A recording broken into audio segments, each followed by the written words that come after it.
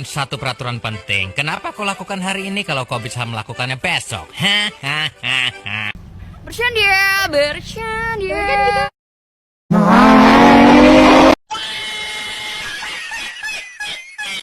Anda ingin sukses? Anda ingin maju? Anda ingin berhasil? Ya, jangan menyerah. Tekun, giat, semangat. Oh, hai.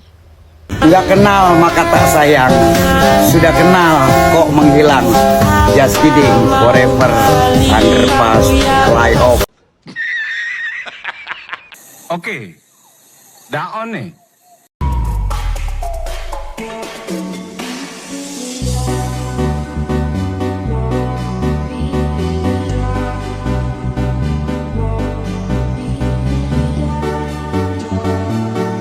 A few moments later.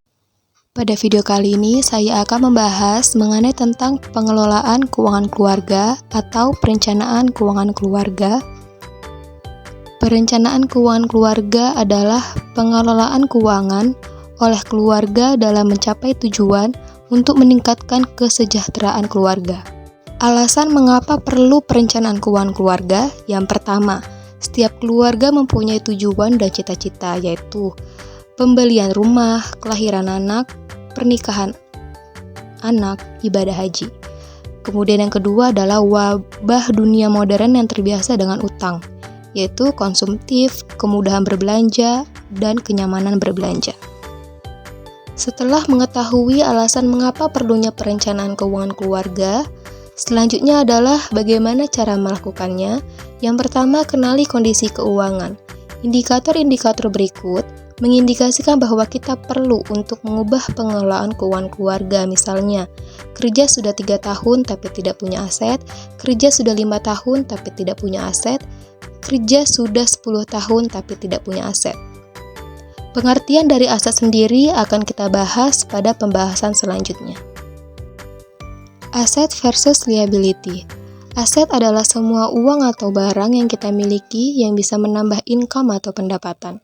Ada peningkatan nilai jika dijual atau dijadikan tunai di masa depan.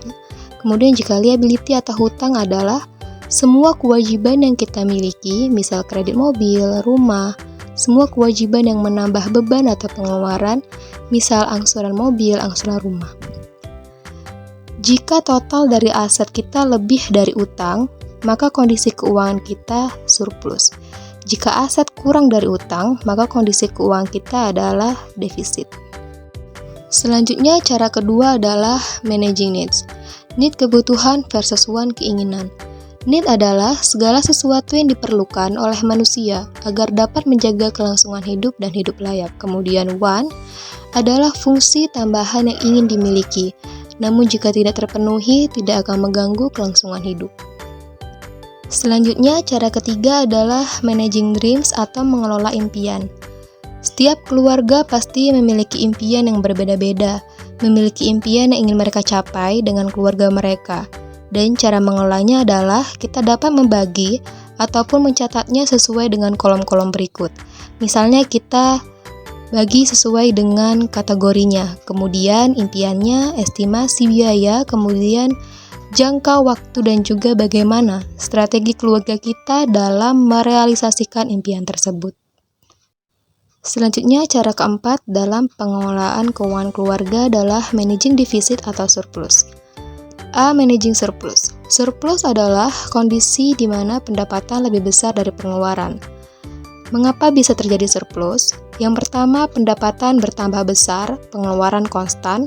Yang kedua, pendapatan tetap, pengeluaran berkurang atau hemat.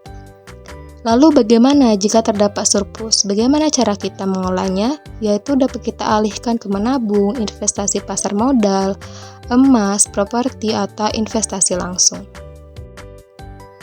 Selanjutnya, B. Managing deficit. Defisit adalah kondisi pendapatan lebih kecil dari pengeluaran. Defisit terjadi karena pendapatan menurun, pengeluaran tetap, pengeluaran besar. Cara mengurangi defisit. Yang pertama, meningkatkan pendapatan dengan cara mencari pekerjaan tambahan. Yang kedua, meminjam jika sangat diperlukan untuk kebutuhan primer. Dan yang ketiga, mengurangi jumlah pengeluaran non-rutin atau di luar kebutuhan pokok. Dan memangkas secara agresif pengeluaran yang kurang perlu. Selanjutnya, cara kelima adalah managing contingency. Kontingensi adalah sesuatu yang mungkin terjadi di masa yang akan datang, tetapi tidak bisa diprediksi secara pasti kejadiannya. Misalnya, hilangnya pendapatan tetap dan bencana. Perlu menyisihkan dana emergensi 10-30%, disiapkan untuk 4 bulan atau lebih. Lalu bagaimana mengolahnya? Disimpan dalam tabungan tanpa ATM, deposito atau asuransi. Selanjutnya kita akan membahas emergency fund atau dana darurat. Dana darurat adalah simpanan uang yang disisihkan untuk menutupi bila ada kejadian-kejadian tak terduga dalam kehidupan. Syarat dari dana darurat adalah yang pertama likuiditas tinggi, yang kedua terpisah dari tabungan lain, yang ketiga memenuhi 3-6 bulan dari pengeluaran rutin.